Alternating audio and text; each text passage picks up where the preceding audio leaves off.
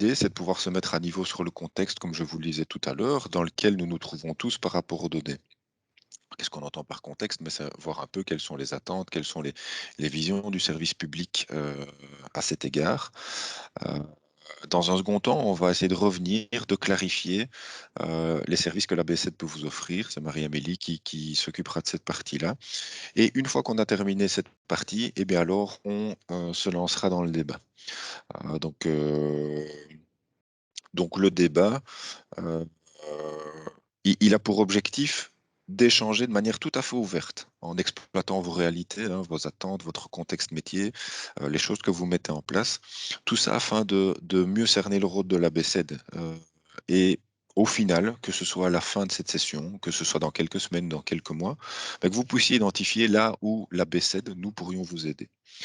Alors, je vous l'ai dit, c'est un échange. Donc, si c'est un échange, votre participation, elle est attendue. Certains d'entre vous ont déjà répondu à un sondage au préalable et on essaiera encore de vous faire intervenir ici. Mais j'attends vraiment de vous, on attend de vous avec Marie-Amélie, que vous puissiez partager votre point de vue de manière tout à fait bienveillante et constructive, dans le respect de chacun. L'objectif étant vraiment d'avoir une meilleure compréhension euh, de ce qu'on fait, de ce qu'on vous offre. Donc voilà, il ne faut pas avoir peur de réagir. Tout ce qu'on vous demande, c'est d'être bienveillant, d'être constructif, de manière à ce qu'on puisse tous avancer par rapport à ça, que ce soit vous, que ce soit nous, puisque le but de tout ça, c'est de pouvoir faire profiter de ses propres expériences et de trouver des solutions à des problèmes concrets, des problèmes qu'ils soient actuels ou qu'ils soient futurs, qui portent d'office autour des données et qu'il soit répondu avec ou sans l'aide de la BCED, hein. Moi, j'ai pas de souci à ce qu'on évoque des choses qui vous ont permis de trouver des solutions, d'améliorer les services que vous avez rendus en ce qui concerne les données, sans pour autant avoir fait appel à la BCED. Donc ça, faut pas non plus se limiter aux échanges que vous avez pu avoir avec la BCED. Donc voilà, je ne reviendrai pas plus longuement sur le sommaire, on en a déjà parlé. Les attentes dans un premier temps, la vision pour y répondre. Marie-Amélie vous explique comment la B7 peut contribuer. Et derrière ça, on échange de manière tout à fait ouverte euh, sur base des infos que vous aurez pu partager avec nous. Alors, je vous propose de commencer donc par les attentes. Par les attentes et un premier point spécifique en ce qui concerne le rôle du service public, qui nous permettra de nous remettre dans le contexte. Donc, le rôle principal d'un service public, c'est d'assurer la satisfaction de ses usagers. Ces usagers, aujourd'hui, ont des attentes qui sont croissantes en matière de relations avec l'administration. Donc, en tant qu'usager, on a envie d'avoir au minimum aussi bien en termes de relations que ce qu'on connaît avec une banque ou avec sa mutualité peut-être. Et donc, l'idée, c'est d'avoir aussi bien, parce que parfois on se dit, bah, avec la banque, ça fonctionne pas très bien. Les usagers, ils ont beaucoup d'attentes vis-à-vis du service public, ils voudraient avoir le même genre de relation, voire peut-être mieux. On l'a encore vu récemment au travers de la crise sanitaire ou des inondations, les attentes des usagers, elles nous obligent, nous les administrations, à nous adapter et à évoluer. Et donc tout ça engendre de la digitalisation, de l'instantanéité, de la réactivité, tous des éléments qui sont en fait très attendus de nos usagers.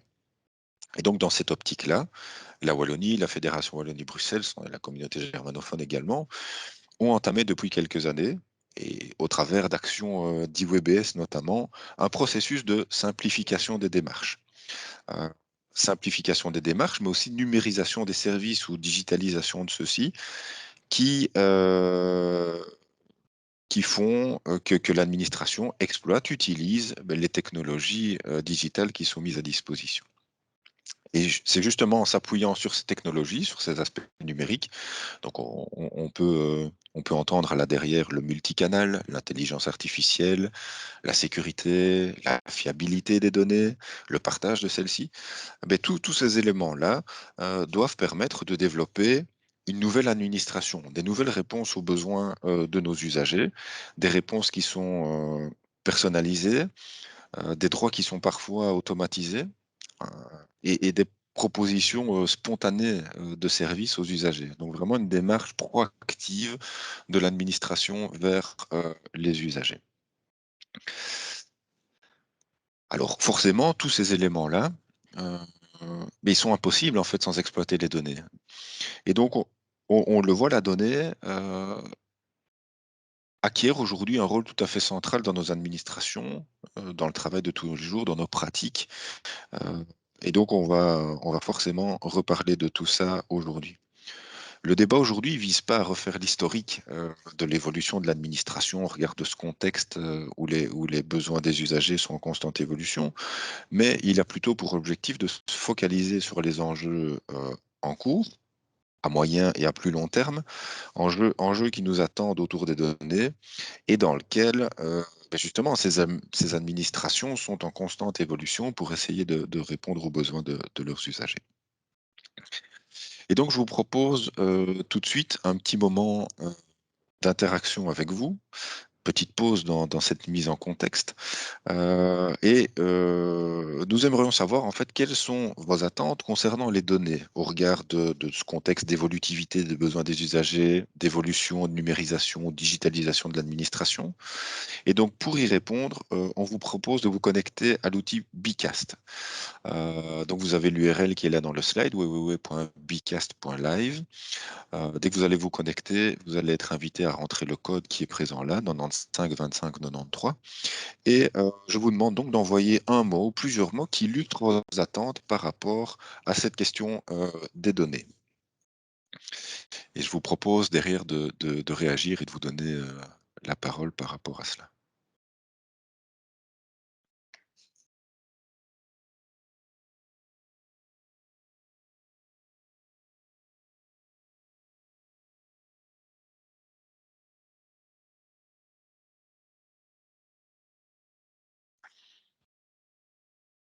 Alors si vous avez un souci, n'hésitez pas à vous manifester, on essaiera de vous aider pour trouver une solution. Oui, et on peut peut-être utiliser en complément le chat, hein, si jamais certains ont des difficultés pour utiliser Bicast ou pour se connecter. L'idée, c'est plutôt de vous faire une petite activité ludique avec des mots-clés. Donc, je pense que voilà, on a choisi Bicast. Vous avez, normalement, si vous êtes tous connectés, vous arrivez sur cette page-ci, vos attentes, et vous avez la possibilité d'envoyer un ou plusieurs mots, comme vient de vous l'expliquer Cédric. Et moi, je Marie-Amélie, rappelle. excuse-moi, hein, tu peux juste, Monsieur Massard, demander le code 95 25 Ah oui, pardon. 95 25 93. 93. Tu peux Je vais... repasser, je Ouais, l'écris dans le chat. Merci, désolé. pas de souci.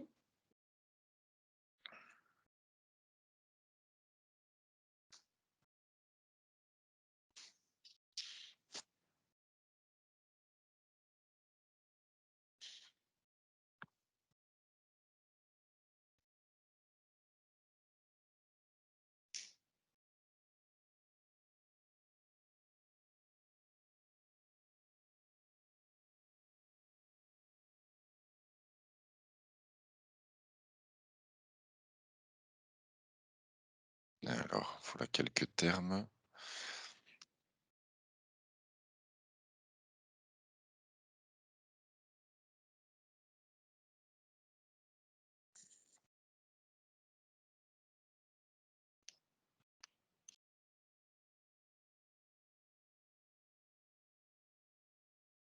Très bien. Eh bien, je vous propose de réagir par rapport à l'un ou l'autre terme ici. Et donc, j'ai demandé aux personnes peut-être qui ont évoqué, j'avais vu partage de données, je regarde, voilà, partage. Est-ce que la personne qui a indiqué partage peut nous en dire plus en deux, trois mots sur ce qu'elle imagine, ce qu'elle voit derrière ce mot partage? Oui, donc c'est moi qui ai proposé ce mot partage. En fait, ce que je comprends là-dedans, ou le sens que je donne, c'est de partager autour des services que vous donnez, et dans les deux sens. C'est-à-dire mieux comprendre les services que la B7 peut nous donner dans l'étude des projets qui me sont confiés, mais aussi de partager avec vous quel est le périmètre, quelle est l'ambition de ces projets, pour vous permettre aussi de cibler, si nécessaire, des développements futurs. Parfait. Ben, c'est typiquement ça qu'on souhaite faire en fait dans le cadre du débat. Donc j'espère, on en reparlera à la fin. J'espère qu'on aura répondu à cette demande, d'y voir plus clair sur le partage à la fois autour des services et que nous, on puisse y voir plus clair sur les vôtres. Donc on repasse là-dessus là-dessus tout à l'heure. C'est très bien. Merci, Monsieur Massard. Euh, je vois qualité. Qui a parlé de qualité? C'est moi. Je t'en prie. Donc, vous savez qu'à la géomatique, on a beaucoup de données, on a une très bonne collaboration avec vous, donc on essaye effectivement de suivre les étapes de sources authentiques et ça avance pour nos données, donc ça c'est une très bonne nouvelle parce que voilà, la collaboration avec vous nous semble tout à fait efficace. Mais effectivement, la notion de qualité, c'est quelque chose qui est assez large, assez vague et je pense qu'on doit continuer à interagir entre nous. Donc c'est aussi un partage en soi finalement, mais sur la définition, sur comment on la mesure. Et je pense que pour les besoins, voilà, la qualité, c'est répondre aux besoins. Donc ça peut être une notion aussi qui est assez variable. Et c'est intéressant d'avoir une discussion justement entre les différents utilisateurs pour voir ce que c'est la qualité, pour qui, pourquoi et comment la mesurer et la certifier, parce que c'est un peu ça le principe pour qu'elle réponde aux besoins. Donc pour nous, c'est vraiment très très important la qualité et je pense qu'il y a beaucoup de travail à faire ensemble à ce niveau-là. Très bien. Je suppose que vous êtes d'accord. Tout à fait. On va essayer de revenir là-dessus tout à l'heure dans le débat, avec plaisir. Allez, je propose d'en faire un petit dernier. Hmm,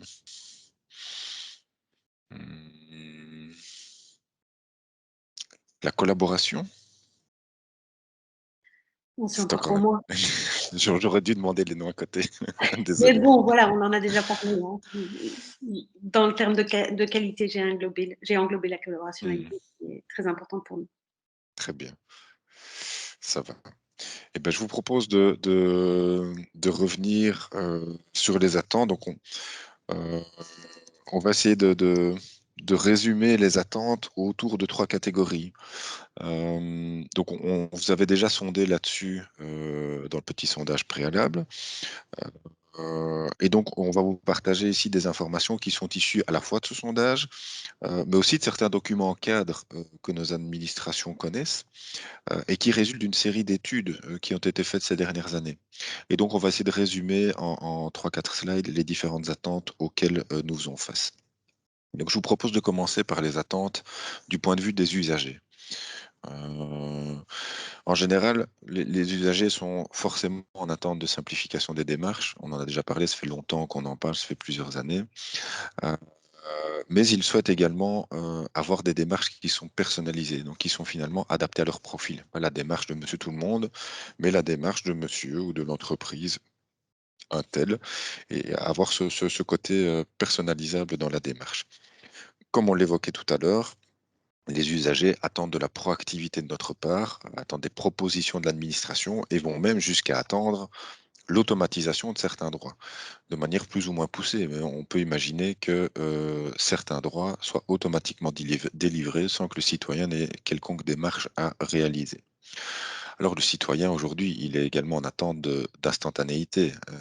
Et par cet accès instantané à l'information, on pourrait imaginer que derrière se cache l'accès aux données que détient l'administration au sujet d'une personne ou d'une entreprise, par exemple. Ça pourrait également contribuer à la transparence, puisqu'en permettant l'accès aux données dont l'administration dispose, ça contribuera à ce concept de transparence qui pourrait également porter sur la transparence de l'état d'avancement du dossier, de la demande en tant que telle de l'usager. Mais en ce qui concerne les données, ce serait vraiment pouvoir accéder aux données de l'administration. Et l'usager, il est en attente d'un certain dynamisme. Et si on projette ça vis-à-vis des données, il serait évidemment malvenu de devoir faire attendre une demande pendant 6 mois, tout simplement parce que l'administration A doit attendre ce temps pour obtenir les données de l'administration B. Et on le sait, échanger des données entre administrations aujourd'hui, c'est pas toujours simple. Donc voilà, il y a des attentes là derrière. Et donc l'échange de données, le partage de celles-ci est crucial. On y reviendra tout à l'heure dans la synthèse, est crucial par rapport aux usagers. Alors si on prend maintenant le point de vue des administrations, les administrations, de ce qu'on a retenu, elles attendent deux grandes choses. D'une part, une interconnexion avec ses propres pairs. Et donc, c'est finalement permettre la collaboration. Nathalie l'évoquait tout à l'heure. Mais là, on va encore plus loin dans la collaboration, dans le sens où c'est plus collaboration entre une administration qui rend son service à l'usager et un service support, mais c'est collaboration entre l'ensemble des administrations. Et typiquement entre deux administrations qui rendent des services aux usagers. Et cette collaboration, elle aurait pour but de pouvoir faire bénéficier les données des unes et des autres. Donc favoriser cet échange de données. D'autre part, les administrations attendent forcément, tout comme l'usager, une simplification de leur métier. Et vu le contexte actuel dans lequel on se trouve, mais il s'agirait de permettre à certains profils de prendre en charge d'autres actions à valeur ajoutée euh, que ce qu'elles ne font aujourd'hui, puisque elles ne devraient plus passer autant de temps pour obtenir les données, les vérifier, les mettre en qualité, etc. Donc ça, c'est deux attentes, la simplification et l'interconnexion, c'est deux attentes importantes de nos administrations. Alors, du point de vue du politique, on va retrouver forcément des liens étroits avec ce qu'on a évoqué, hein. La politique est en attente de digitalisation et de simplification pour répondre aux besoins à la fois de l'administration et des usagers. Forcément, ils attendent le partage de données pour pouvoir contribuer aux deux attentes que je viens de citer juste avant. Et ils attendent en plus, c'est des éléments qui leur sont spécifiques, un pilotage transversal, un pilotage des différentes politiques, voire même jusqu'à une segmentation des différents publics basés sur les données, puisque c'est cette segmentation qui permettrait d'apporter des réponses spécifiques et de mieux piloter leur politique en fonction de différentes catégories d'usagers. Et à côté de cela, et pour terminer, les politiques sont en attente de pouvoir exploiter les données pour mener des évaluations de leur propre politique. Ça revient souvent. Et en général, aujourd'hui, il aurait difficile de faire ce genre d'évolution parce que justement, elles n'ont pas accès à suffisamment de données ou qu'elles ne sont pas suffisamment en qualité pour répondre à leurs propres besoins, pour faire écho à ce que Nathalie disait tout à l'heure. Donc voilà, pour ce qui est du point de vue de ces trois types de profils. Et je voudrais encore m'arrêter 2 secondes sur une synthèse des attentes pour rappeler qu'effectivement, chaque type de public a des attentes qui lui sont spécifiques. On en a évoqué deux là pour le politique avec le pilotage et l'évaluation des résultats de ses propres politiques. Mais en même temps, il existe un élément central qui réside a priori dans la circulation des données et le partage de celles-ci. Euh, c'est quelque chose qui transparaît énormément dans le sondage qu'on a fait avec les quelques répondants qui ont participé. L'échange d'informations est vraiment un élément crucial. L'échange d'informations avec informations de qualité, fiable, etc., avec tout ce que cela engendre. Euh, mais forcément, en tant que citoyen, on n'a pas envie de fournir de l'information qu'on a déjà transmise par ailleurs à d'autres administrations.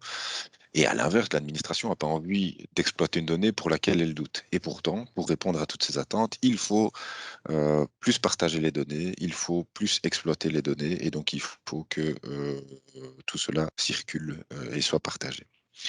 Et donc, cette circulation, c'est elle qui va permettre, qui va contribuer, en fait, qui va permettre la simplification des démarches pour les usagers, qui va permettre un gain de temps pour l'administration et qui permettra, a priori, la digitalisation de l'administration pour les différents profils évoqués. Donc voilà qui clôture la petite partie sur les attentes. Et maintenant qu'on les a résumées, on voudrait comprendre un peu avec vous ce que ça implique pour vos services. Et donc je vais vous demander à nouveau de participer au Bicast. On va refaire un nouveau nuage de mots sur le même principe que tout à l'heure. Et je vous demanderai de décrire les conséquences de ces différentes attentes en un ou plusieurs mots sur vos services. Donc certains l'avaient déjà fait dans le sondage, on a exploité ça pour essayer d'animer le débat. Maintenant voilà, sentez-vous libre d'apporter des compléments ou de remettre éventuellement la même chose. Et j'essaierai de sélectionner des termes qui éventuellement ne faisaient pas partie des sondages pour faire réagir les personnes. Donc voilà, je vous en prie. Qu'est-ce qui serait une ou plusieurs conséquences de ces attentes pour vous, pour vos services?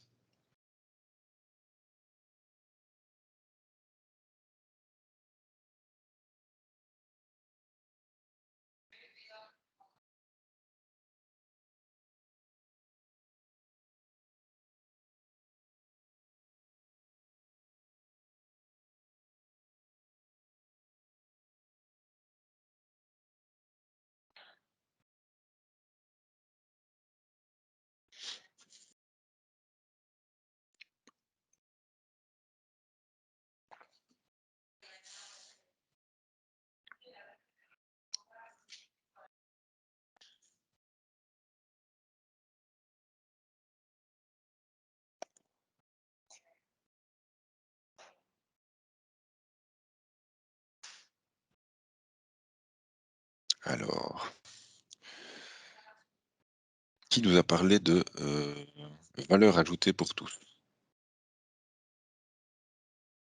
C'est Monsieur Oui, Massa. c'est encore moi. Je ne le fais pas exprès. Donc voilà, ben, la valeur ajoutée pour tous, en fait, heu, tout les différentes notions que vous avez abordées, donc de simplification, de digitalisation, vont vraiment tous nous simplifier la vie, tous, c'est-à-dire qu'en tant qu'usagers, nous n'aurons pas à encoder toute une série d'informations dans des formulaires qui sont à télécharger pour le moment sur le site du SPW. Pour que ces formulaires soient ensuite traités en interne dans nos services, fassent l'objet d'encodage dans des bases de données wallonne et elle-même étant répliquée vers des bases de données européennes ensuite. Enfin, tout ce travail serait avantageusement remplacé par un encodage de données par l'usager et un encodage minimal et un accès à toutes les données que l'on peut déduire. Donc à partir du numéro de registre national d'un demandeur, on a accès à toute une série d'informations qu'il n'est plus obligé ni d'encoder, ni d'écrire lui-même sur un formulaire papier, a fortiori. C'est là que je retrouve tout le sens de la valeur ajoutée. C'est une valeur ajoutée pour lui, c'est une valeur ajoutée pour nos services, parce on a une réduction drastique du temps de travail lié au traitement de sa demande. Très bien, merci. On y reviendra tout à l'heure dans le débat, cette notion d'accès à de multiples infos sur base, par exemple, du numéro de registre national. Est-ce que la personne qui a indiqué service public peut nous en dire plus? On sait ce que c'est un service public, mais qu'est-ce qui a été pointé comme conséquence, comme implication sur base de ces attentes? Ben, comme tu l'as bien dit, donc c'est encore moi, comme tu l'as bien dit, ben, l'objectif des services publics, c'est vraiment de répondre aux attentes des usagers. Donc tout est, tout est lié. Je pense que tout correspond à une démarche générale que les services publics rendent bien service au public. C'est assez bête en soi. Merci. Cédric, en complément, il y a une information qui est apparue sur le chat que je vous partage ici. Donc, certaines données transmises par les usagers doivent être absolument vérifiées. Elles peuvent être cause de problèmes juridiques, voire judiciaires. C'est effectivement un très bon sujet sur lequel on pourra revenir tout à l'heure, je note.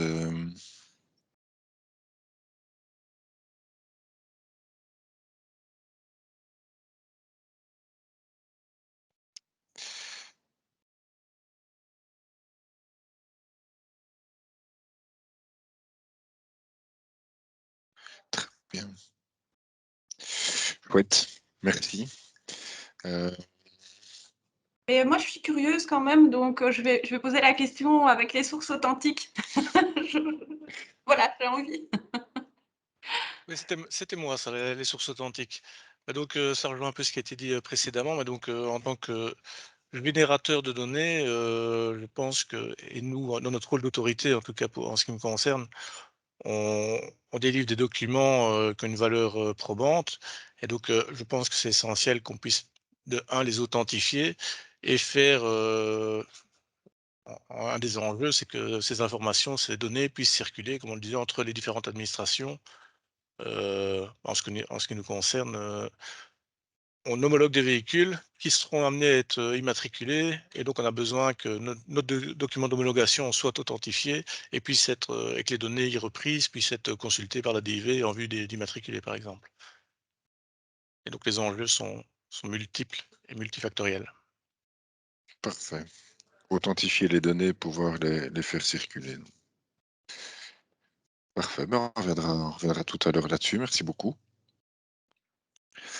Donc, on va essayer maintenant de résumer les implications. On va revenir sur une série de choses que vous avez déjà indiquées, hein. Mais donc, de nouveau, tout ça est issu des documents cadres qu'on a pu consulter, des résultats du sondage, et donc ça va creuser fortement les éléments que vous venez de nous apporter. Donc, les implications de ces attentes, c'est quoi? Ben, c'est d'une part la création de nouveaux dispositifs, hein. Ces attentes des usagers, l'évolution constante fait que certains dispositifs ne sont plus nécessaires, mais d'autres le sont bien. Et donc, qui dit nouveau dispositif, dit potentiellement nouveau projet. On parle aussi souvent de dossiers uniques, on en parle de plus en plus. Bah forcément, ça a pour implication également de devoir numériser, digitaliser l'administration, simplifier les démarches, on en a déjà beaucoup parlé. Renforcer la continuité dans le parcours du citoyen, hein, par exemple de la petite enfance à l'enseignement. Et donc, c'est cette histoire du parcours usager, hein, plus général que juste le citoyen. Vous l'avez évoqué.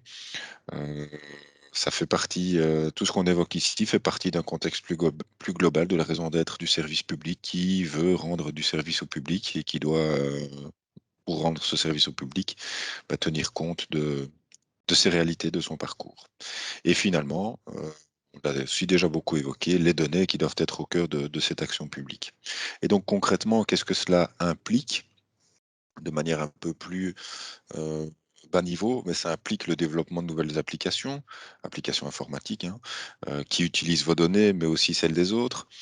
C'est l'utilisation de composants transversaux, comme la BCED ou Mon Espace, par exemple. Ça implique une restructuration des données, voire des DB. Ça implique un travail sur la qualité de celle-ci, vous l'avez aussi évoqué tout à l'heure. Ça nous demande une nouvelle organisation autour des données, de pouvoir gérer ces données-là, de répondre à ces attentes autour des données. Et ce sont tous ces éléments, hein, toutes ces précisions que je viens d'apporter, ce sont des thématiques, des éléments mais sur lesquels la B7 peut vous aider. Donc, on va essayer tout à l'heure de vous faire réagir sur vos contextes, sur vos attentes et essayer de vous clarifier justement euh, là où on peut vous aider. Alors, je regarde le Cédric, commentaire. oui, Oui, c'est ça que j'allais te dire. vas-y, je t'en Ça, prie. ça faisait une bonne transition, justement, en terminant en disant qu'on met les données au cœur de l'action publique. Nathalie nous a effectivement partagé une réflexion sur le chat. Je pense qu'on on a déjà tous pu constater, quelle que soit notre casquette, c'est finalement cette peur de diffuser des données qui ne seraient pas vérifiées, ou en tout cas d'être un peu comme à l'école et d'être pointé du doigt si par hasard la donnée qu'on a partagée n'était pas tout à fait correcte. Et alors elle termine en disant peut-on parler d'incertitude.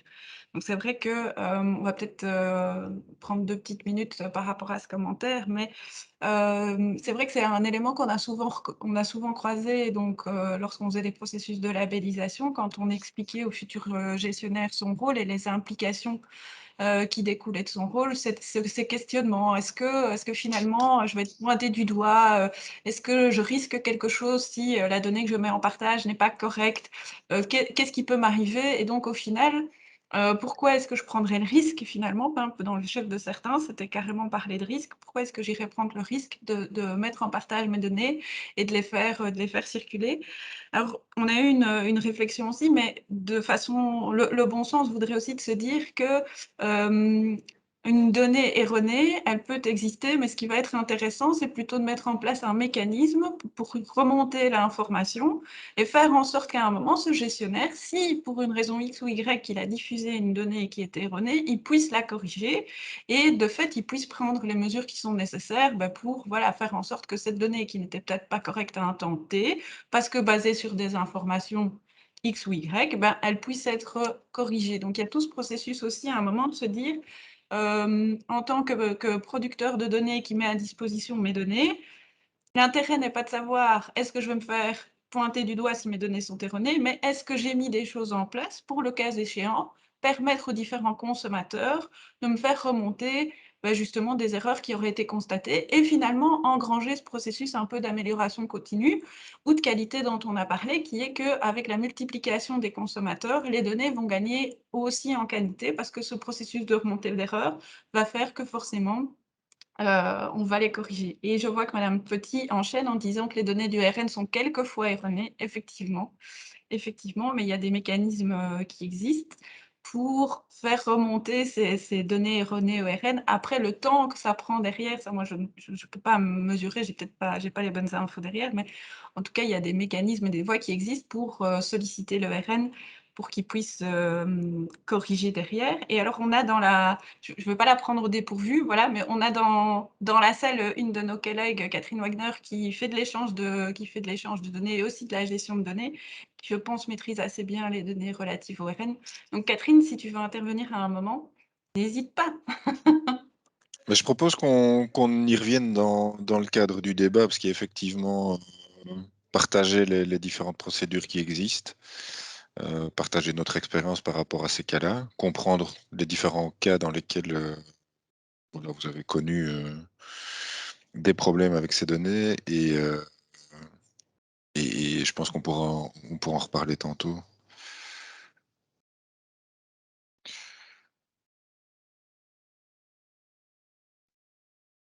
Donc Catherine, tiens-toi prête pour tantôt.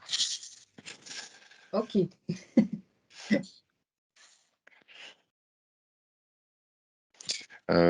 Donc voilà, je vais juste terminer et rapidement parce que je vois qu'il est déjà 11h10 et je voudrais qu'on ait une grosse demi-heure pour pouvoir débattre. Donc je vais vite terminer sur la vision. Je vais être un peu plus concis que ce que je voulais faire parce que bon, cette vision, euh, c'était important de s'arrêter dessus pour justement pouvoir se projeter. Après, cette vision, elle existe. On a essayé de la synthétiser et je vais vous partager ça tout de suite.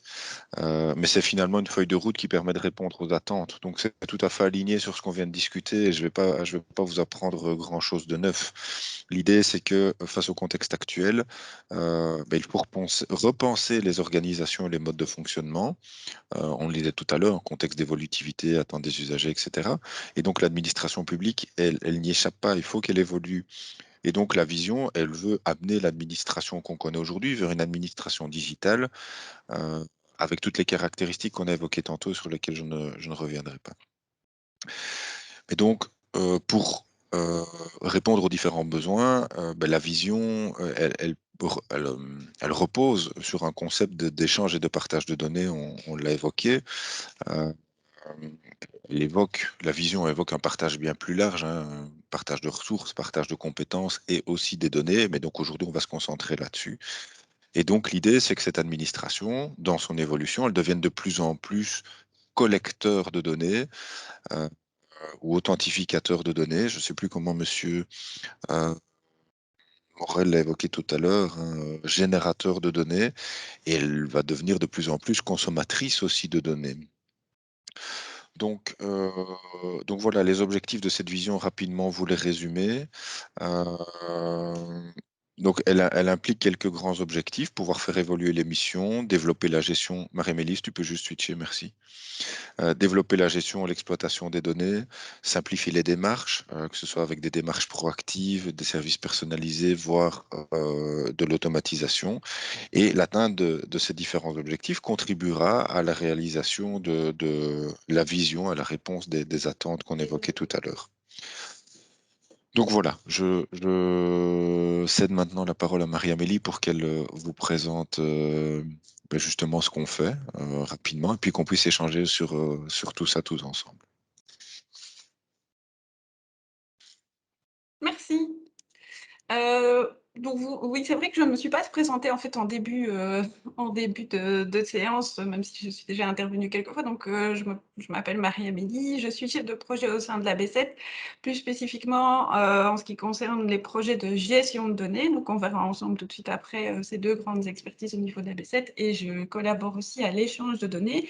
Et effectivement, comme vient de le dire Cédric, dans le cadre de ce workshop, moi je vais vous exposer de manière succincte finalement comment la B7 en tout cas a construit des expertises pour accompagner les administrations dans le cadre que ce soit de la gestion de leurs données et l'accès aux données authentiques. Alors la première question à se poser, même si on y a déjà répondu tous ensemble, c'est finalement, vous en tant que service opérationnel, en tant que métier, avec quel levier ou avec quel appui est-ce que vous allez pouvoir mettre en œuvre ou contribuer à la réalisation de cette vision que Cédric vient de vous expliquer?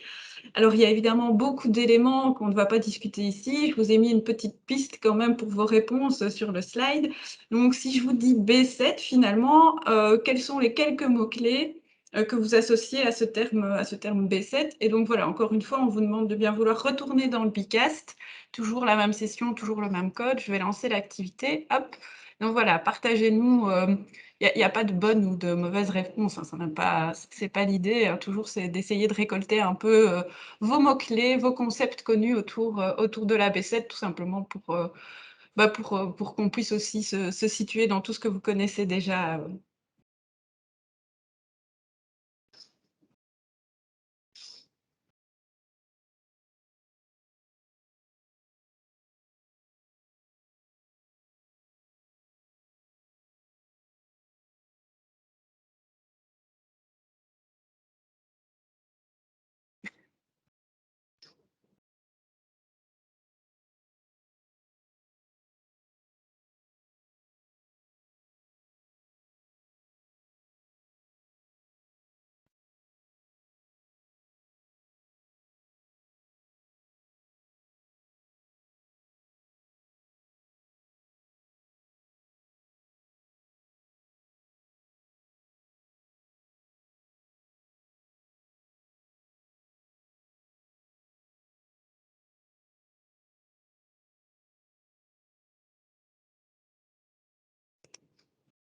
Je rafraîchis encore une fois, puis je vais clôturer cette activité.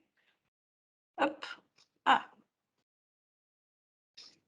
Merci. Je suis intéressée par le lien. Je trouve ça très intéressant comme mot-clé, donc je ne sais pas si la personne qui nous a envoyé le lien veut bien s'expliquer. Ah, monsieur Morel. C'est encore moi qui vous intéresse.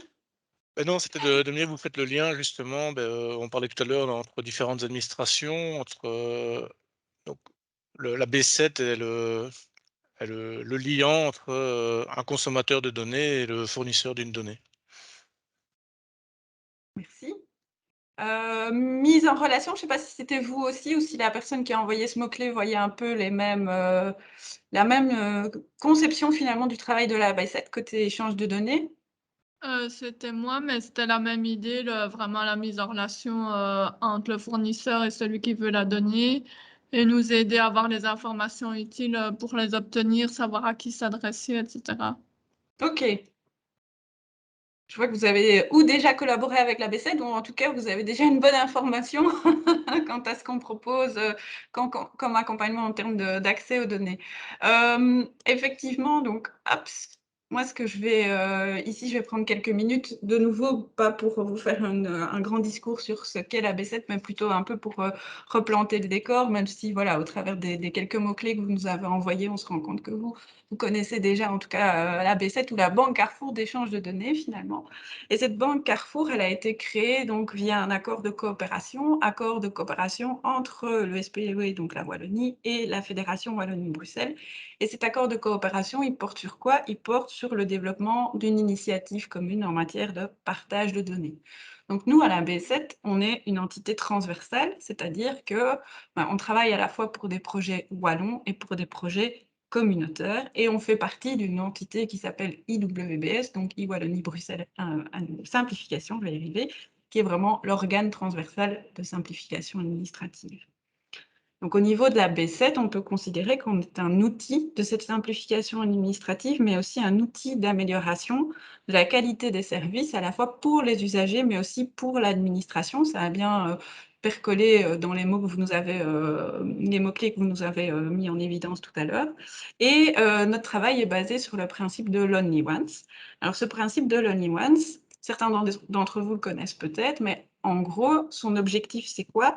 Et ça, exactement ce que Monsieur Massard nous a évoqué tout à l'heure, c'est cette idée qu'on ne va plus demander une information à un usager à partir du moment où il a déjà communiqué cette information à l'administration. Le principe de l'On-One, c'est un principe de transmission unique de cette information qui doit ensuite être partagée entre les différentes administrations. Au niveau de l'accord de coopération, il y a 2 rôles essentiels qui sont assignés ou qui désignent, si vous voulez, la B7. D'une part, c'est celui de tiers de confiance. Alors, quand on parle de tiers de confiance, qu'est-ce qu'on veut dire? On veut dire qu'au niveau de la B7, on offre des services qui vont garantir la fiabilité des échanges électroniques des données, mais aussi l'enregistrement de ces données et qu'on agit toujours en tant qu'entité indépendante. Donc, on n'est pas partie prenante dans les différents échanges, mais on a aussi ce qu'on appelle un intégrateur de services. Donc, on a pour rôle de fournir des services d'accès aux données, tant pour les administrations alors consommatrices, donc celles qui ont besoin des données, qu'aux sources authentiques. À côté de ces 2 rôles, il faut savoir aussi qu'au niveau de la B7, on a 2 missions essentielles qui ont déjà été évoquées, en tout cas un pan a déjà été évoqué largement par certains d'entre vous. Donc la première de nos missions, pas en ordre, mais dans mon explication, c'est d'assurer le partage de données authentiques de manière sécurisée, évidemment, en respectant les principes du RGPD. Et vous voyez ici à l'écran, actuellement, on a quelques 390 projets d'accès aux données qui ont été concrétisés et à peu près 37 web services qui sont exposés sur l'ESB. Alors, à côté de cette partie relative à l'échange de données, la B7 contribue aussi au développement de sources authentiques. Ça a été évoqué tout à l'heure par Nathalie. On y reviendra plus largement encore une fois dans le débat. Et c'est quoi cette idée donc de sources authentiques? Notre mission, nous, c'est vraiment de reconnaître certaines données qui sont produites par les administrations wallonnes et communautaires comme étant des données authentiques et de ce fait en permettre leur partage, leur réutilisation par d'autres services publics. Alors au jour d'aujourd'hui, on a 7 projets de labellisation qui sont complètement finalisés. Ça ne veut pas dire que les sources authentiques derrière ont été désignées, mais en tout cas, nous, on a terminé le parcours avec les différents gestionnaires. Et je vais vous le dire tout de suite après, lorsque je vous parlerai de cette expertise de gestion de données, c'est grâce aussi aux différentes expériences qu'on a menées dans les projets de labellisation qu'on a étoffé, qu'on a enrichi notre offre de service, voilà, pour proposer finalement des compléments ou des expertises nouvelles, en vue vraiment de faire gagner en maturité l'administration préalablement à, un éventuel partage des données. Alors pour remplir, les différentes missions, donc là je vais vous parler un peu des membres de l'équipe, la B7 elle est structurée finalement en 2 pôles. Il y a d'une part ce qu'on appelle le pôle organisationnel, là c'est les 17 membres de l'équipe que vous avez ici à l'écran et ce pôle organisationnel, c'est quoi sa mission? Notre mission, c'est d'encadrer, de coordonner et supporter d'une part l'échange de données ou l'accès aux données authentiques et d'autre part la mise en œuvre de sources authentiques. Et puis, il y a ce qu'on appelle le pôle informatique. Alors, le pôle informatique, il est représenté, ou il est partie intégrante plutôt du DECTIC pour ce qui concerne le SPW, et de l'ETHNIC pour la Fédération Wallonie-Bruxelles. Et ce pôle informatique, en fait, il sert à quoi? Il sert à concrétiser les échanges. Alors, quand on dit concrétiser les échanges, il y a toute une série d'actions qui sont liées, comme par exemple développer et fournir des services techniques, permettre l'accès aux données, agréger des services issus de plusieurs sources ou encore sécuriser les échanges. Je ne vous donne pas toutes les informations qui sont sur le slide. Si par ailleurs vous avez des questions, vous pouvez toujours évidemment les mettre dans le chat ou y revenir par la suite. Alors, hop, ça n'aurait pas dû apparaître. C'est les joies du direct, c'est pas grave, on enchaîne. Si on prend un peu de hauteur et qu'on essaye un peu de visualiser concrètement ce que fait la V7, c'est un peu le schéma que vous avez ici à l'écran et ça avait été déjà évoqué par certains, participants. Donc vous, en tant que service opérationnel, en tant que métier, vous avez un certain nombre de missions que vous devez accomplir. Alors, pour accomplir ces différentes missions, vous pouvez venir solliciter la B7 avec une première demande, une première approche qui serait, de pouvoir accéder à des données qui sont contenues dans différentes sources authentiques. Alors de ce fait, vous participez à la mise en œuvre de l'OmniOne, ce que j'ai évoqué tout à l'heure et quand vous venez solliciter comme ça la B7 pour avoir accès à des données authentiques, pour qu'on vous accompagne, vous avez votre casquette de consommateur de données authentiques. Dans le travail que vous faites quotidiennement, vous êtes aussi amené à produire toute une série de données. Et parmi ces données, certaines ont peut-être un caractère davantage transversal, qu'on pourrait presque qualifier de données de référence, et qui pourraient être utilisées par d'autres services de l'administration dans le cadre de la réalisation de leur propre mission. À côté de consommateurs, certains d'entre vous, certains métiers ont une autre casquette qui est, enfin, vous avez tous une casquette de producteur de données, mais certains d'entre vous auront en plus ce processus de labellisation qui vont en fait faire que vos données auront été labellisées, c'est-à-dire reconnues comme authentiques et mises en partage au travers de l'ESB de la B7. Alors cette démarche de reconnaissance, donc ce processus de labellisation pour devenir source authentique, vous allez le mener conjointement et au jour d'aujourd'hui, il est réalisé conjointement entre le métier et la B7 en tant que tiers de confiance qui est garante du processus de labellisation. Alors je vous ai parlé de nos 2 rôles, je vous ai parlé aussi des 2 missions, qu'on avait. La première en termes de gestion de données. Donc là, je vais revenir un petit peu, vous expliquer ce que je met derrière ce terme gestion de données. Donc derrière le terme gestion de données, en fait, vous retrouvez essentiellement le métier, au jour d'aujourd'hui, le métier de base de la B7 qui était dans ce bloc, c'était la labellisation donc, de sources authentiques. C'est vraiment la mission historique, c'est reconnaître les sources authentiques au niveau SPW et au niveau FED. Alors, je vous le rappelle encore une fois, cette labellisation, elle a un but essentiel, un but final, c'est de favoriser la réutilisation des données entre les différentes administrations. Alors, au travers des différents, comme je l'ai dit tout à l'heure, des différents projets de labellisation qu'on a pu mener ou des différents contacts qu'on a eu avec les métiers, on s'est rendu compte qu'on devait étoffer notre offre de service pour vraiment combler ou répondre à certains besoins. C'est pour ça qu'au jour d'aujourd'hui, on travaille au développement de 2 services complémentaires. Le premier qui vise à accompagner un métier lorsqu'il est dans une démarche de mise en œuvre d'une source de données. Et d'autre part, on planche aussi sur l'évaluation et l'amélioration de la qualité des données. Il faut savoir que pour le ministère, ce service-là spécifiquement se fait en collaboration avec le Centre d'expertise numérique, le CEN. À côté de la gestion de données, et j'en terminerai avec ça, il y a évidemment l'accès aux sources authentiques. L'accès aux sources authentiques ou permettre l'accès aux sources authentiques, vous l'avez compris au travers de tout ce que je vous ai expliqué et des discussions qu'on a déjà pu avoir, mais c'est l'essence même de la B7. Alors pour y arriver, ça a été évoqué au travers des mots-clés, cette relation, ce lien, mais effectivement, on accompagne les autorisations pour qu'ils obtiennent une autorisation légale d'accéder aux données. Alors, on offre un support aux différentes formalités administratives que vous devez effectuer lorsque vous sollicitez l'accès aux données, mais on joue aussi un rôle de facilitateur, d'intermédiaire entre les différentes parties prenantes, donc la source authentique et le métier. Donc, on essaye vraiment d'être une courroie de transmission, de faire en sorte que les informations circulent et que vous puissiez obtenir l'autorisation d'accéder à certaines données. Une fois que vous avez l'autorisation, on passe alors dans la partie concrétisation des échanges. Et là, c'est le pôle informatique, comme je vous l'ai expliqué, qui va rentrer en scène. Et lui, qu'est-ce qu'il va faire? Il va développer et il va mettre à disposition des services techniques qui vont permettre d'accéder aux données pour lesquelles vous avez été autorisé préalablement. Pôle organisationnel et pôle informatique, on travaille conjointement. Je vous l'ai dit, on n'est qu'une seule équipe. Et on collabore au final. Pourquoi? On collabore pour concrétiser l'accès, donc l'accès à vos données au travers de ce qu'on appelle un flux. Donc on va ouvrir un flux qui va permettre à l'administration, donc vous en tant que service, à récupérer les données pour lesquelles vous avez été autorisé. Encore une fois, comme pour les aspects légaux où on avait un rôle de facilitateur, ici dans la partie un peu plus technique, c'est la même idée, on joue vraiment un rôle d'intermédiaire dans la mise en œuvre technique et on assure aussi un suivi alors des différents services qui sont utilisés. Je ne sais pas si vous l'avez vu tout à l'heure, mais c'était sur mon slide, la B7 en quelques chiffres et aussi lorsqu'il y avait le petit schéma, il y avait un outil, ou en tout cas, il y avait un mot-clé qui apparaissait qui était B7.8. Alors, il faut savoir que toutes les administrations n'ont pas la possibilité de récupérer les données dans leur application métier.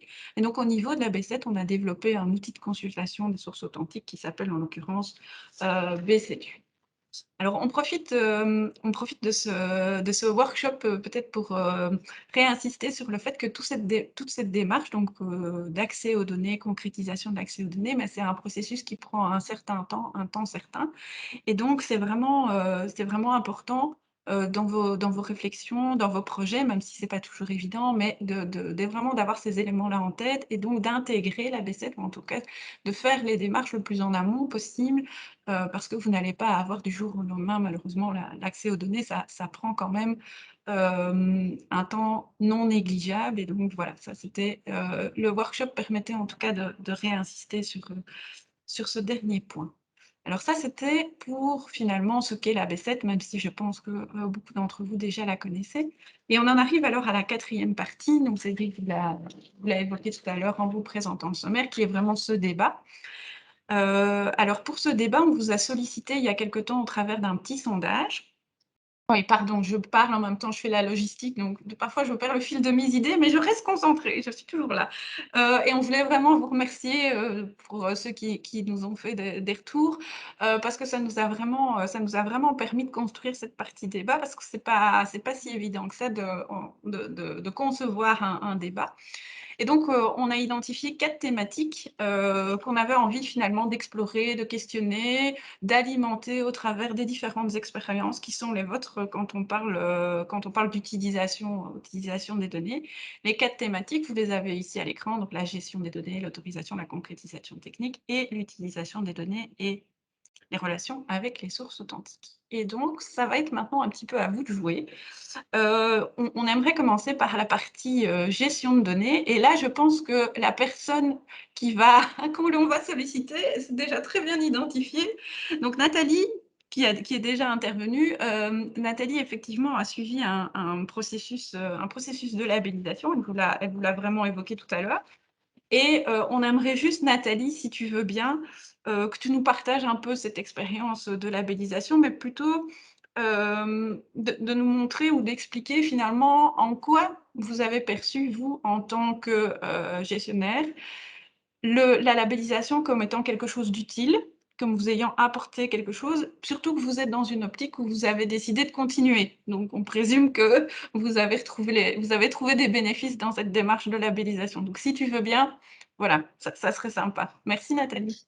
Alors juste, je me permets juste, Nathalie, si tu peux, et je demanderai à tout le monde de le faire dans cette partie débat, essayez peut-être de vous présenter très rapidement en 2-3 mots, expliquer ce que le service fait, quel est votre contexte métier pour qu'on puisse comprendre aussi cette dimension-là et vous connaître un peu mieux parce qu'on ne vous a pas encore donné l'occasion de vous présenter. Merci.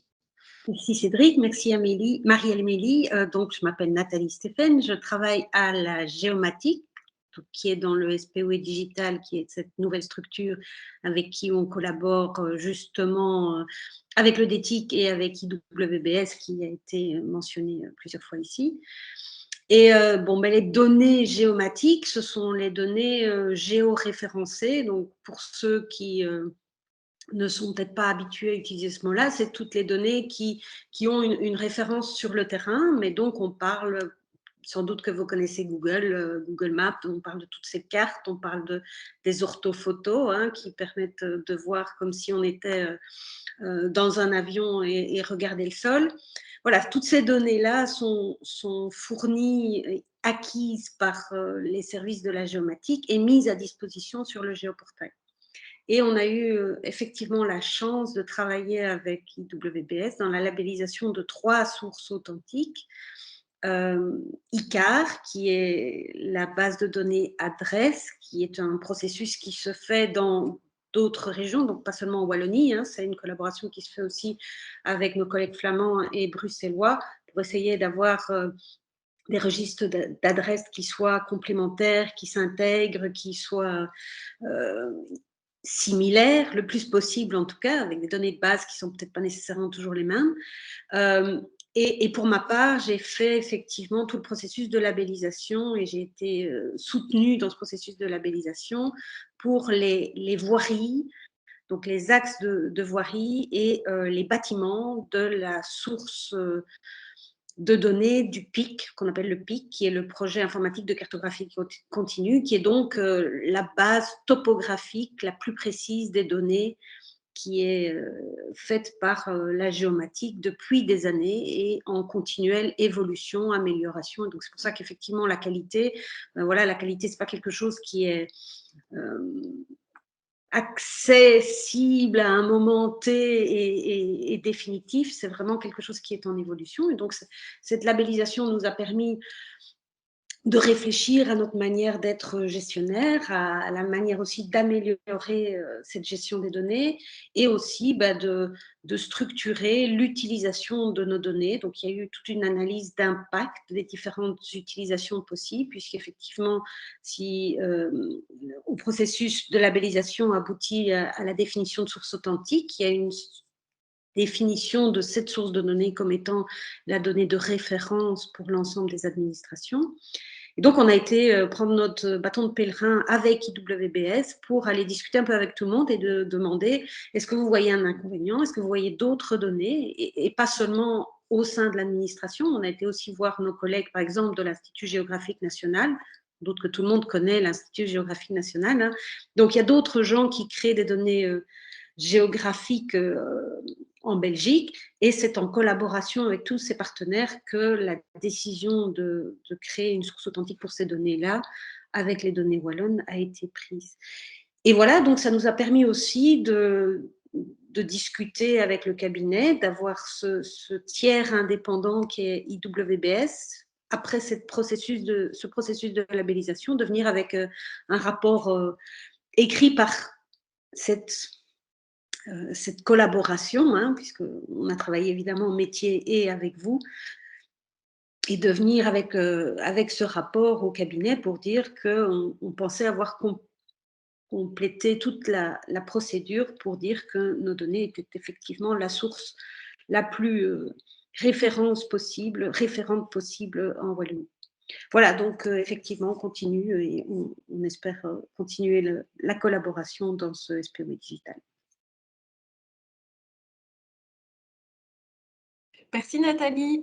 On profite peut-être de ton intervention pour faire le lien alors avec la question que tu posais tout à l'heure ou l'élément que tu avais mis en exergue lors du Bicast et qui était le lien peut-être avec la qualité, puisque comme je vous ai expliqué, voilà, la qualité, on l'intègre effectivement dans notre expertise gestion de données comme étant un futur service que l'on va proposer aux administrations. Mais voilà, je pense que si tu es OK, on peut peut-être aussi rebondir sur ta question que je n'ai... Enfin, je pense que tu parlais d'homogénéité et de lien peut-être avec la B7. Je pense que Cédric avait noté. Voilà, si ça te va de poursuivre un peu, certes la labellisation, mais alors la réflexion avec la qualité, et ça fait écho à des échanges qu'on a eu dans le chat. Donc voilà.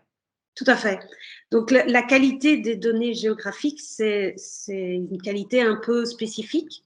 Donc, ça ne correspond pas aux données attributaires alphanumériques que tout le monde connaît, en ce sens que le nom correspond bien à l'adresse et ce genre de choses. La qualité géométrique d'une emprise de bâtiment, c'est est-ce que ça correspond bien à l'endroit où ça se situe, est-ce que c'est bien orienté, est-ce que les points correspondent bien aux points du bâtiment, enfin vous voyez ce genre de choses. Et donc il y a en géographie, en représentation géométrique des choses, toute une série de critères qui ne sont pas nécessairement les mêmes que des critères d'analyse de qualité de base de données alphanumériques. Et donc voilà, c'est pour ça que je parle de collaboration et de complémentarité, parce que nous, la source authentique des bâtiments ou des voiries, c'est une source authentique de la géométrie. Ça ne veut pas dire que les bâtiments, par exemple, les établissements pour aînés, c'est effectivement la VIC qui gère la base de données de la liste de tous les établissements pour aînés. Je prends un exemple, mais il y a plein d'autres exemples, évidemment. Et donc, il y a une collaboration à établir entre ces gens qui gèrent la continuité, la mise à jour et l'authenticité de ces listes de données, et nous, la source géométrie de ce que je vous ai expliqué, quelle était l'emprise de ce bâtiment. Et c'est là qu'on fait le lien dont on a parlé tout à l'heure, qu'effectivement, on doit créer des sources authentiques de sources authentiques et créer des collaborations, et je pense que la B7 et votre travail doit nous permettre de labelliser des deux côtés et de faire les liens entre ces différentes labellisations. Donc, il y a encore du travail à faire, je pense, mais c'est un travail qui est très enthousiasmant et j'espère qu'on continue à travailler ensemble. Moi, je voudrais juste rebondir sur un élément que je trouve assez intéressant dans les propos de Nathalie. C'est ce niveau de qualité qui est variable. Tu l'évoquais tout à l'heure, et je pense que tu n'es pas la seule. Le niveau de qualité, en fait, il est fixé en adéquation avec les besoins des utilisateurs des données. Et donc, il n'y a pas un niveau de qualité ultime à atteindre, jamais, peu importe le type de données. Mais par contre, il faut avoir une bonne connaissance des besoins de vos utilisateurs, des données en l'occurrence, pour pouvoir déterminer effectivement si la source que vous gérez est d'un niveau de qualité suffisant ou pas. Et c'est une réflexion que vous pouvez déjà avoir sur vos propres utilisations des données que vous faites. Est-ce que les données sont suffisamment en qualité pour répondre à notre propre utilisation? Et en fonction des besoins des utilisateurs, bah, peut-être qu'il y en a qui ont besoin que la donnée elle soit rafraîchie tous les jours, et d'autres, peut-être qu'elle doit simplement être rafraîchie tous les mois. Et donc, en fonction de ça, ben, l'utilisateur sera intéressé par votre donnée parce que vous êtes capable de répondre à ce besoin. Peut-être qu'il ne le sera pas et que vous allez mettre en place un trajet pour répondre à ce besoin dans le futur. Donc, la qualité, c'est une notion qui est effectivement tangible, mais qui est variable et qui est vraiment liée aux besoins des utilisateurs. Et bon, dans ce cadre-là, nous, ce qu'on fait, c'est qu'on essaye de développer un service. Et l'idée, c'est de pouvoir le tester. Bon, malheureusement, la personne en charge de cette partie-là dans l'équipe est malade, mais l'idée, c'était justement de pouvoir la tester avec la géomatique, tester le service. Service qui vise à évaluer la qualité d'une source de données indépendamment des besoins de l'administration et essayer d'identifier à l'aide d'outils toute une série de pistes d'amélioration de celle-ci. Mais donc ça, c'est un service qui, selon moi, est complémentaire, qui vise à améliorer la qualité des données, certes, mais sur base d'une série de règles qu'on peut utiliser sur l'ensemble des données qui existent. Maintenant, quand on discute forcément de la qualité, ben, il y a lieu de prendre connaissance des besoins de vos utilisateurs et de pouvoir mettre tout ça en perspective pour essayer d'avoir un niveau de qualité qui satisfait aux différents participants finalement. Je voulais juste ajouter, Cédric, si tu le permets, que le fait de mettre à disposition et de diffuser une donnée va parfois aussi créer des besoins. Tout à fait, souvent. Voilà. Et donc, même si on a l'impression d'avoir une connaissance de nos utilisateurs, ben justement, ouvrir cette porte et permettre à d'autres de voir ces données, va voilà, créer d'autres besoins. Et Google Earth Google Maps est un très bon exemple. Je pense qu'il y a beaucoup de gens qui ont inventé de nouvelles utilisations en ayant accès à ces données-là. Et donc, voilà, les données qui existent en Wallonie sont très, très riches. Elles sont malheureusement encore trop invisibles ou en tout cas pas assez diffusées. Et je pense qu'on pourrait clairement créer d'autres utilisations qui existent à travers le monde avec nos données. Et ce serait bien de créer ces utilisations-là. Et tu parlais par exemple de suivre les politiques publiques. Et ben, on a effectivement des données qui permettent par exemple de suivre ce qu'on appelle l'artificialisation du sol, qui est un sujet qui est très intéressant, en particulier dans les inondations. Ben, je pense que ces données-là ne sont pas suffisamment connues et créer des services comme vous le faites de diffusion qui soient centralisés ben, permet que tout le monde puisse savoir où sont les données et où les trouver. Ok. Je pense qu'on va clôturer cette première partie pour enchaîner les autres si on ne veut pas prendre trop de retard, que vous ayez le temps de dîner. Mais juste pour clôturer, donc effectivement, le processus de labellisation vise à authentifier les différentes données qui peuvent être échangées avec l'extérieur, apporter de la transparence par rapport au potentiel consommateur. Et donc, idéalement, cette labellisation, elle va de pair avec le concept de pouvoir les faire circuler, les faire partager, comme M. Morel l'évoquait tout à l'heure.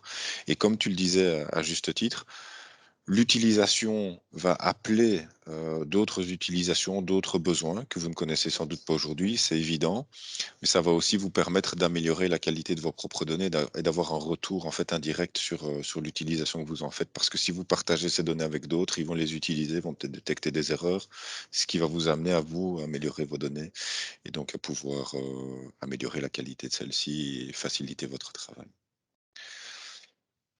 Très bien. Donc je propose alors de passer à la partie autorisation d'accès aux sources authentiques. Et, et je propose, si ça ne la dérange pas, peut-être à Sophie Perroux de nous dire 2 mots sur cette partie autorisation, comment elle le perçoit, comment elle voit la collaboration avec la BCED du point de vue des autorisations du SPW Finance. Est-ce que Sophie, ça t'intéresserait de nous en Oui, dire pas de plus? souci. Donc, je travaille souvent avec la B7, surtout Julien Defèche, pour nous aider à faire nos échanges et il nous aide bien pour bien savoir déjà à qui s'adresser, parce que nous, le métier nous dit on a besoin de ces données-là, mais nous, on n'a pas une vision transversale pour savoir à qui s'adresser, on n'a pas les contacts nécessaires. Et donc, lui nous aide vraiment à nous mettre en relation avec les bonnes sources authentiques et à déjà voir ce qui est possible de faire en fonction de nos besoins. Après, le mettre en place concrètement au niveau technique, etc. Et il a bien une vision transversale aussi pour d'autres sources authentiques, voir comment ça pourrait se compléter, etc. Donc, c'est vraiment cet aspect-là qui nous aide bien. Et puis après, il voit aussi ce qui se passe dans d'autres SPW ou autres. Et du coup, on sait mieux comment faire. Nous, on a déjà des retours d'expérience via lui. Donc voilà, je ne sais pas s'il y avait un autre axe que vous vouliez discuter ou pas. Non, je trouve que c'est déjà bien. Après, les autres peuvent, n'hésitez pas à réagir hein, justement là-dessus, sur votre compréhension, etc. Je pense que c'est effectivement intéressant tu as mis en tout cas en avant une série d'éléments intéressants, à savoir pouvoir faire le lien avec les sources authentiques, à la fois savoir vers qui s'adresser, pouvoir faire bénéficier de l'expérience dans ces processus de demande, faire le lien avec les données qui existent, parce que c'est pas toujours simple, c'est déjà pas simple pour nous, mais c'est clairement pas simple pour les métiers, pour des relais comme toi qui sont un peu transversaux dans leur structure, dans leur administration. Donc c'est déjà des éléments intéressants. Si personne ne veut réagir là-dessus, moi je voudrais bien peut-être demander à Monsieur Massard, et puis j'inviterai éventuellement Madame Petit à réagir. Monsieur Massard, vous évoquiez dans le sondage le développement de 2 applications informatiques. Et est-ce que dans ce cadre-là, mais j'imagine qu'il y a des accès à des données authentiques qui sont peut-être possibles. Est-ce que voilà, on a travaillé avec vous? Est-ce que ça a répondu à certains besoins? Est-ce qu'il y a des choses sur lesquelles vous auriez attendu la BCED et qu'elle n'a pas pu vous aider? Concernant les 2 projets que j'ai évoqués, pour le moment, je suis à l'étape de l'analyse métier et j'ai pas encore entamé de démarche vis-à-vis de la B7. En revanche, j'ai D'accord. une première expérience dans le cadre d'un projet sur lequel j'ai travaillé il y a 2 ans, qui est le projet de contrôle sanction, hein, qui est un gros projet pour le SPW, un projet transversal qui couvre à la fois le contrôle sanction sur les routes, mais également pour tout ce qui est environnemental, permis de pêche et autres. Et donc là, on avait initié un dossier donc d'accès au registre national pour l'identité des contrevenants lors des constats qui sont faits, constats d'infraction qui sont faits sur la route ou dans la nature. Donc oui, j'avais eu vraiment une information complète de vos services et j'en ai été très heureux. Et c'est peut-être sur base de cette information-là que j'ai un peu traîné jusqu'à présent par rapport à mes 2 autres projets. J'ai cette connaissance qui fait que je ne suis pas tellement inquiet par rapport à ce qui va devoir être fait dans le cadre de ces autres projets. Ok. Merci. Merci pour ça.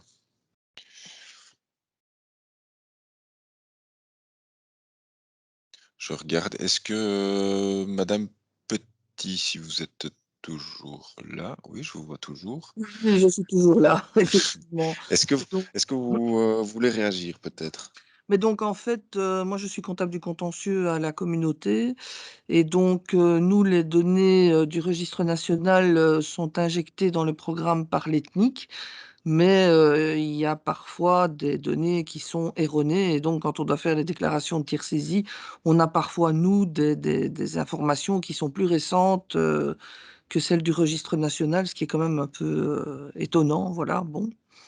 Maintenant, si vous voulez que je réagisse, sur ce que j'ai émis tout à l'heure, je peux, je sais pas, mais Je c'est pas par rapport à des données authentiques en tout cas. Ouais.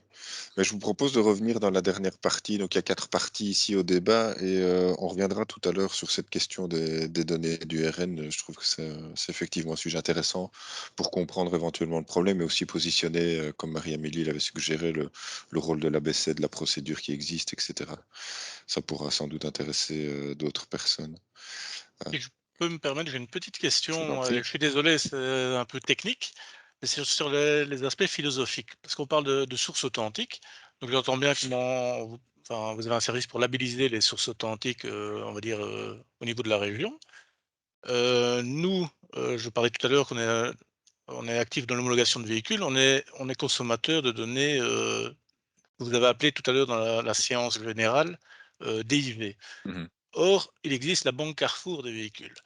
Et alors là, c'est plutôt une question philosophique, c'est est-ce que vous positionnez la B7 comme une banque Carrefour, donc un data broker, ou est-ce qu'on doit la considérer comme je pense se Ça va considère la Lucas? DIV et comme banque Carrefour des véhicules, comme un data owner. Enfin, j'ai l'impression qu'ils stockent des données qui ne sont pas des données que eux ont générées. Je vais prendre un exemple concret. Je pense qu'on sait via la DIV aller voir un statut du contrôle technique, mais ce n'est pas une donnée qui est générée par le SPF Mobilité Infrastructure. Et donc, c'est de dire, est-ce que on doit considérer que cette source authentique est vraiment la source authentique sur cette donnée-là particulièrement? Je pense que ce serait vraiment moins cher. Euh,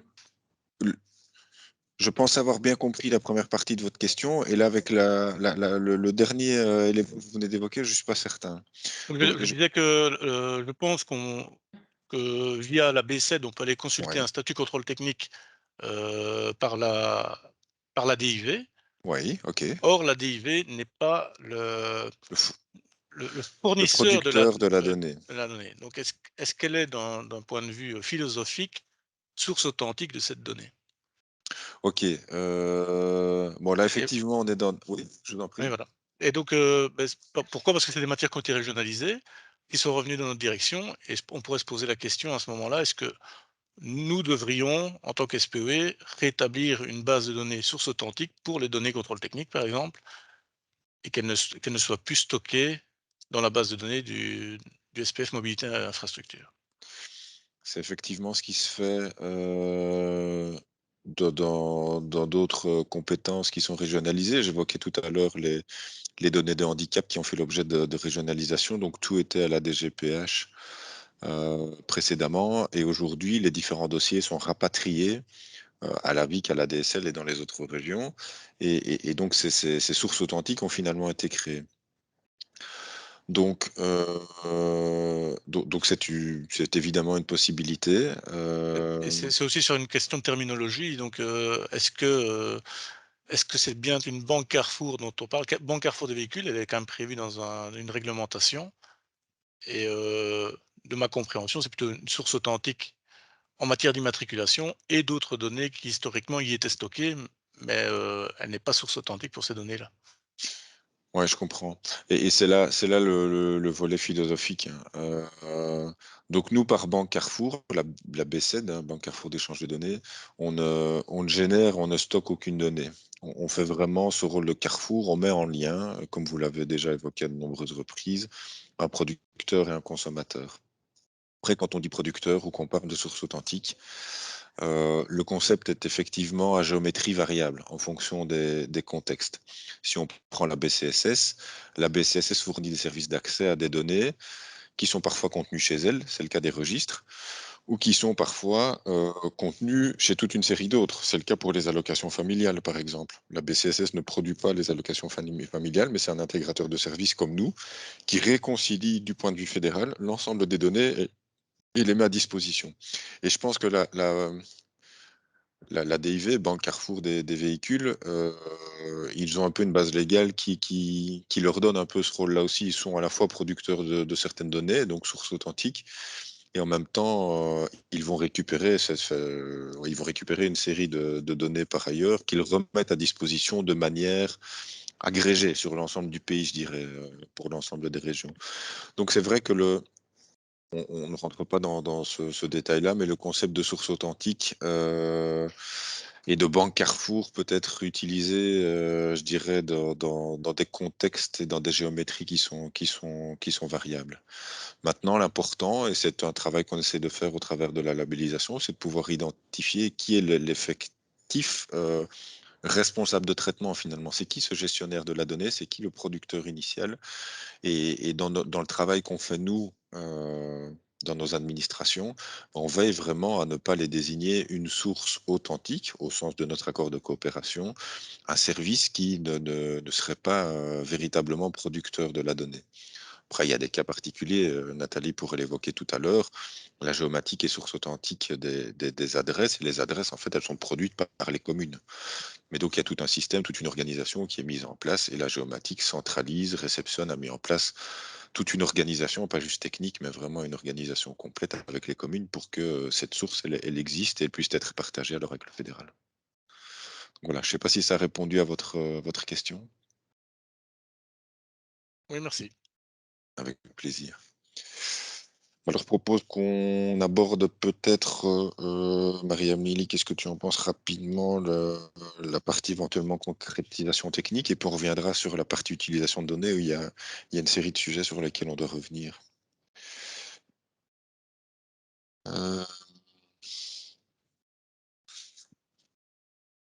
Alors, du point de vue, je te laisse la parole ou je le fais? Je Ton pense micro est qu'elle coupé. parlait, mais sans son Oui, micro. c'est ça, ton micro est coupé en fait. Merci. Ouais, je vais y arriver. Pour la deuxième session, je serai rodée avec tout On ce que sera je prêt. dois. On sera prêt, pardon.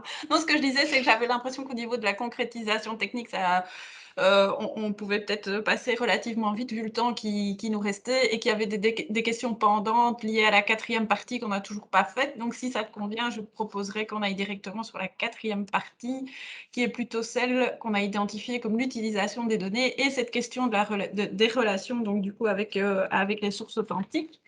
Là, on peut peut-être, c'était Madame Petit, c'est ça? La question pour laquelle on n'a toujours pas répondu par rapport au RN? Entre autres, oui. Oui, bah, voilà, enfin, je ne sais, en fait, je ne comprends pas très bien pourquoi le RN peut avoir des données qui ne sont pas à jour, alors que nous, via les enseignants, essentiellement, on a des données qui sont à jour. C'est quelque chose que enfin, voilà, je comprends pas très bien comment les communes pourraient ne pas encoder ce qu'il faut correctement. Donc, je ne sais pas quelles données vous visez exactement. Est-ce que ce sont des données d'adresse ou d'autres types de données qui vous ont Oui, déjà c'est posé notamment souci, notamment? la donnée d'adresse et enfin oui, c'est essentiellement la donnée d'adressage qui n'est pas bonne, oui. Mhm. Bah, il y a plusieurs choses là-dedans. Je crois que vous avez évoqué un premier élément qui est important. La qualité de données du RN est dépendante de l'encodage des communes. Et donc, voilà, l'erreur étant humaine, il est possible qu'il y ait des problèmes d'encodage. Euh, Par contre, je ne crois absolument pas au problème de synchronisation entre les communes, le registre national et les données qu'on offre. Ça, non. Mais il est possible que des erreurs d'encodage soient faites. Donc ça, c'est une première potentielle source du problème. Une deuxième a fait l'objet de modifications de la part du registre national que j'ai évoqué tout à l'heure dans la présentation. Ils ont ajouté, par exemple, les données de contact dans leur service. parce que quelqu'un peut avoir une adresse, un domicile, une adresse légale, et en même temps ne pas s'y trouver pendant plusieurs mois pour toute une série de raisons. Et donc maintenant, ils ont ajouté des données de contact, ce qui permet d'avoir une adresse vers qui on peut envoyer l'ensemble des courriers et où on sait que la personne sera d'une manière ou d'une autre avertie, parce qu'elle habite là-bas temporairement ou parce que elle a quelqu'un qui va lui faire transiter les courriers. Donc je pense qu'ils sont conscients de ça. Excusez-moi, mais Je vous en l'adresse prie. dont vous parlez, qui est une adresse de résidence, n'est du coup pas une adresse légale. C'est pas une adresse légale. Donc, c'est là que j'allais y venir. Tout dépend de l'utilisation qui est faite derrière. Donc, tantôt, vous évoquiez un contrôle judiciaire ou des erreurs, des problèmes judiciaires, hein, des Oui, erreurs oui, tout à judiciaires. fait. Donc, au niveau des contentieux, donc nous, on applique, comment je vais dire, le code civil et le code judiciaire. Et donc, les adresses doivent être les adresses légales du domicile. Elles ne peuvent pas être autre chose. Mais c'est ça. Donc, vous, dans vos documents, enfin, oui, c'est ça, dans tout ce qui est produit dans votre service, vous devez utiliser l'adresse du domicile qui est l'adresse Ah légale. oui, oui. Et derrière, les problèmes que vous rencontrez, sans dévoiler Au niveau l'ensemble du des problèmes. RN, Mais vous, concrètement, le problème, c'est quoi? C'est quoi l'erreur judiciaire qu'il pourrait y avoir mais en derrière? fait, ça n'a rien à voir avec les données authentiques. Donc, il y a un système d'encodage de données par les enseignants directement et ils encodent notamment leur numéro de compte. Et donc, par exemple, quand ils sont en médiation de dette, ils mettent le compte du médiateur à la place de mettre leur compte. Et donc, en fait, la médiation de dette est un contentieux. Il peut y avoir d'autres créanciers avant. Et donc, il peut y avoir. Enfin, on a déjà été au tribunal pour ce genre de choses, hein. Et parce que un courrier était parti à une mauvaise adresse ou ce genre de choses? Non, parce que les montants n'ont pas été versés au bon endroit. Ok, mais le numéro de compte, vous ne l'avez pas du registre national, hein. On ne l'a pas du registre national. Non, ce sont les gens qui l'encodent. Et donc, dans le système Mon Espace pour la communauté, donc nous, ce qu'on demande depuis plus d'un an, c'est qu'il y ait au moins une case enfin, je veux dire, une bête croix où on indique médiation de dette, oui, non. Et ben, ça fait plus d'un an qu'on attend parce que le service adéquat ne l'a pas fait remonter vers le simplification. Mhm. Ok. Mais donc, quand il y a des problèmes, bon, ici, le problème que vous évoquez avec le numéro de compte, c'est un problème particulier et voilà, il faudrait essayer de trouver d'autres solutions. Mais lorsque vous avez des problèmes avec la qualité des données d'une source, bon, il faut savoir on questionne souvent les sources sur ce genre de problème. Donc, l'idée, c'est de remonter ces problèmes que vous avez vers notre boîte mail support, hein, support-bced@ensemblesimplifions.be. Ce sera partagé plus tard. On les remonte systématiquement vers l'ethnique, mais je ne sais pas si l'ethnique les fait remonter. Voilà, je peux vous garantir que non. Donc, il faudrait voir. Bon, Xavier est là, mais je ne sais pas s'il peut intervenir et juste partager le fait qu'il ait pu avoir connaissance de certains problèmes ou non. Xavier étant une des personnes qui travaille sur les aspects techniques de la BCED à Euh, l'ethnique. Si on parle de mon espace, je suis pas au courant de ce Non, qui non, pas s'y mon fait. espace, les données RN. Les données RN qui sont injectées spécifiquement dans les programmes. Donc, vous parliez de la coche à mettre dans mon espace pour dire on est en médiation, c'est Oui, mais ça? ça, c'est pas une donnée authentique. On revenait aux données D'accord. authentiques. Et donc, là, c'est les données du registre national qui sont injectées dans le programme contentieux au niveau de l'ethnique et qui sont parfois erronées au niveau des adresses. Ouais, c'est pas un flux que j'ai à ma connaissance par rapport à la B7, ça doit venir alors du FSB directement, je pense. Et donc, Ben, voilà, c'est Fabrice Nérine qui s'occupe de ça, mais je n'ai aucune idée s'il fait remonter ça vers l'émetteur, je vais dire. a priori, enfin oui, ça, on ne le sait pas, mais en tout cas, ce que je peux vous dire, Ah, c'est qu'a priori, ça j'ai ne pas de devrait pas connaissance passer par par nous. rapport à Fabrice. Mais donc, en tout cas, si vous avez des problèmes sur des services que nous offrons, donc là, Xavier l'a très bien dit, peut-être que ça se fait en direct de l'ethnique à la source sans passer par nous, parce qu'historiquement, il y a des flux comme ça qui existent. Mais si ce sont des services qui existent, sachez que nous jouons le rôle d'intermédiaire vers la source. Et donc, sur base des problèmes qu'un consommateur des services BCED rencontre, on remonte alors vers la source et on essaye justement de trouver des solutions, de comprendre d'où vient le problème, s'il y a véritablement un problème ou non. On essaie de mettre en place des des solutions. Donc ça, c'est important de le savoir. On joue ce rôle d'intermédiaire aussi pour ça. Il existe des procédures, comme Marie-Amélie le disait, qui n'apportent pas une correction des données dans les 2 jours, mais voilà, qui permettent d'améliorer la qualité, de corriger les données sur le long terme. Alors juste, au-delà de ce problème-là, donc évidemment, on peut faire le lien avec, peut-on parler d'incertitude, la question de Nathalie tout à l'heure. Bon, ici, je pense pas que ce soit des notions d'incertitude, mais effectivement, la notion de qualité, comme on l'a dit, est à des niveaux variables et donc peut varier d'un consommateur à l'autre. Euh, je regarde, Monsieur Massard avait évoqué, ah oui, l'accès à de multiples informations sur base du numéro de registre national, que c'était une valeur ajoutée effectivement pour l'usager et l'administration. C'est donc bien vrai. C'est quelque chose que l'on permet, même si aujourd'hui on n'a pas, on l'a dit, on n'a pas encore accès à l'ensemble des données des citoyens concernant les personnes. Mais c'est bien le principe, c'est d'essayer d'augmenter, de faire évoluer les services qu'on offre pour, au fur et à mesure, avoir de plus en plus de données à vous offrir et de manière à ce que vous puissiez faciliter votre travail et améliorer la démarche de vos usagers. Je pense qu'on est revenu sur l'ensemble, on a déjà dépassé un peu de 3 minutes. Je pense qu'on est revenu sur l'ensemble des éléments que vous aviez évoqués tout à l'heure, sur lesquels on avait dit qu'on reviendrait. Euh, Donc, ce que je vous propose, peut-être pour conclure, et puis on vous donnera éventuellement la parole pour intervenir si vous voulez aborder un dernier élément ou pas, mais c'est de retourner sur le Bicast pour décrire finalement en un mot ce que vous retenez de cette session. Moi, je vous avoue que j'aurais voulu que le débat soit un peu plus riche. On a un peu été pris par le temps, on va essayer d'améliorer ça pour le deuxième. Mais voilà, est-ce que vous pouvez en un mot nous dire ce que vous pensez, et puis on vous donnera éventuellement la parole si vous avez encore 2-3 minutes pour clôturer.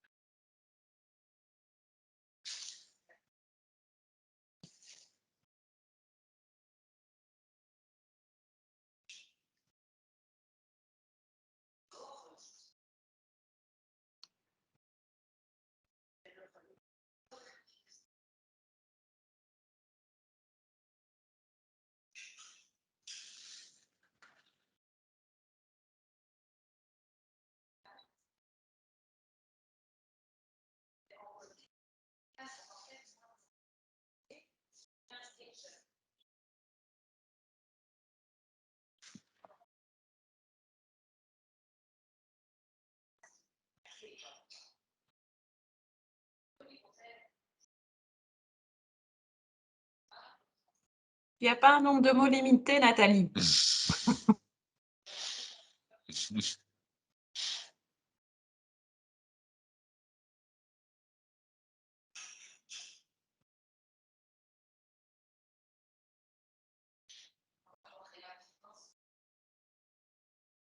Merci pour ces retours. En tout cas, je vois graines informatives. Donc, c'est que d'une manière ou d'une autre, on a réussi à répondre à une partie de vos questions. Je ne pense pas à l'entièreté à ce stade. C'est un peu trop bref, mais on a sans doute apporté une série d'informations. On a déposé des graines, peut-être chez certains d'entre vous, qui permettront d'évoluer, de mener des projets, de les améliorer, hein. L'amélioration continue.